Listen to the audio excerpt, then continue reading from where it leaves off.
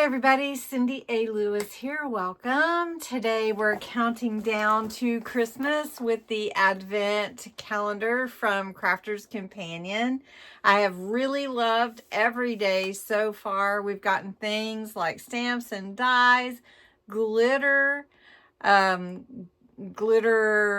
glue, ribbon, charms. Oh, it's been amazing. So we're going to see what's behind door 17 today.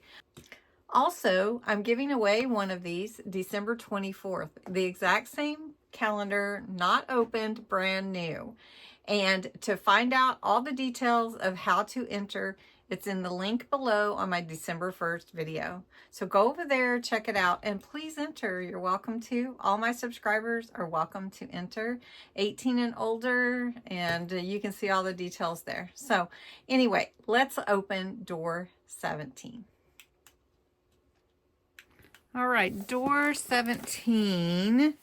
Let's see if I remember. It was right here in the middle, and it's a pretty big door. Did you decide what you thought was behind door 17? Well, I am going to find out right now. I love opening these Advent calendars. I've been doing it for years now. Okay, let me feel. I can't feel anything substantial. Let's see. Embossing folder maybe? No, stamps and dies. And it's just for you. And the die is floral. Pretty, like a corner die. So like the corner. And a pretty just for you stamp. So my challenge to myself has been everything that I get from the Advent calendar, I make something Christmassy with it. So I'm trying to think of what I will make. And I think it's going to be a tag.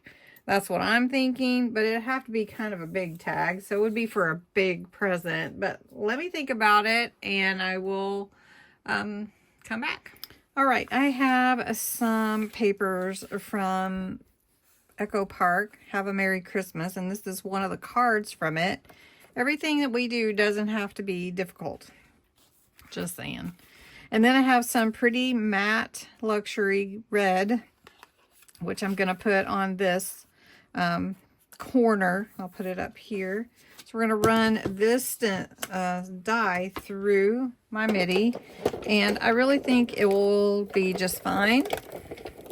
All right, and then we are going to stamp the image on here and put a heart and do some work on this poinsettia to give it a little bit more. Oh, look, there's some little hearts that actually are part of the confetti, was what I call it, out of the actual die. So this is really intricate and very beautiful, actually.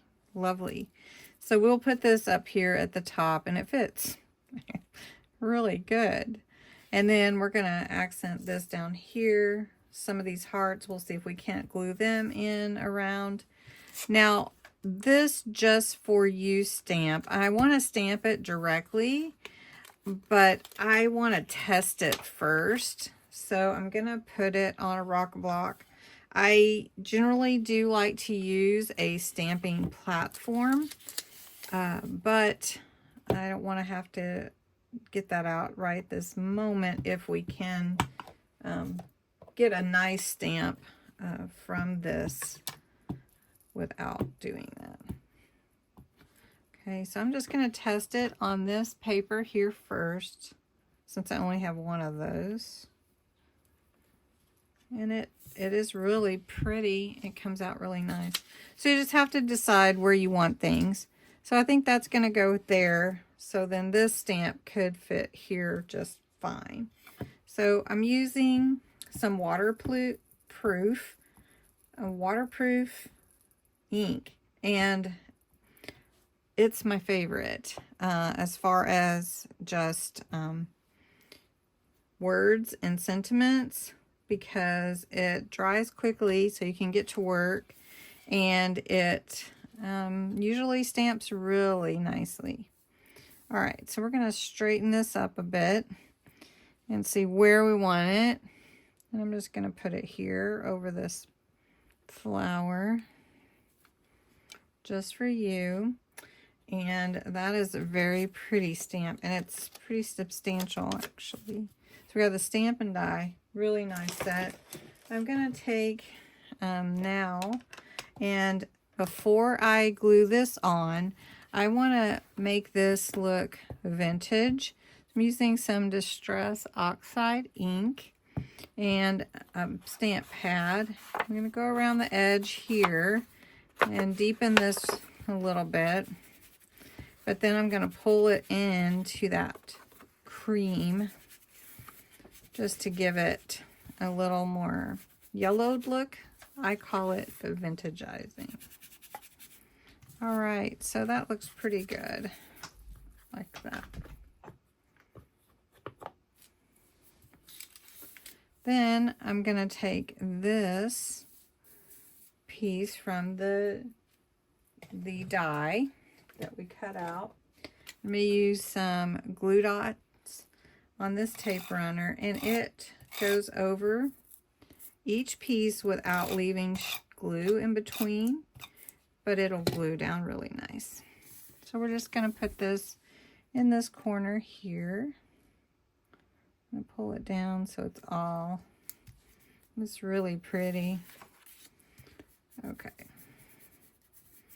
And it is shiny and lovely. Okay, now the next thing that I did want to do is I love these little hearts that came from out of these leaves. I think they were petals, but they look like hearts. So I want to take a little bit of tacky glue and glue them on. So I just have to see where I actually want them. And I only had 3, but I have another bigger heart. So I think we could just put them up in this corner, kind of like this.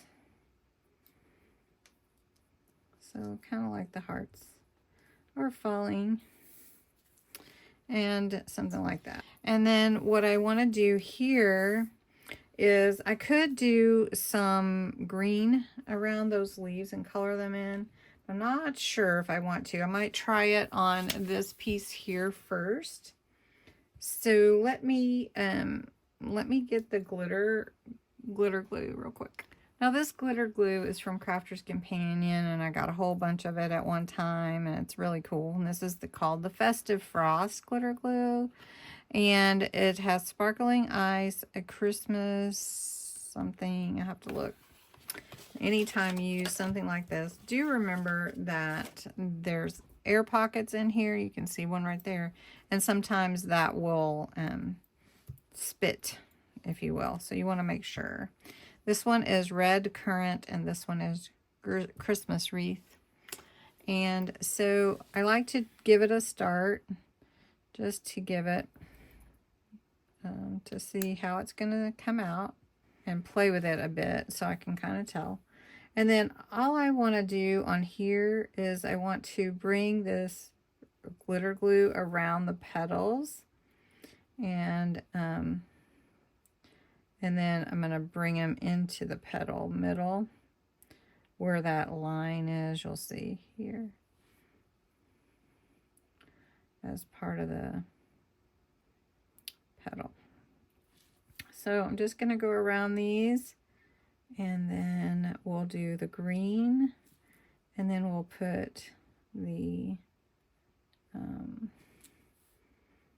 white or clear sparkle in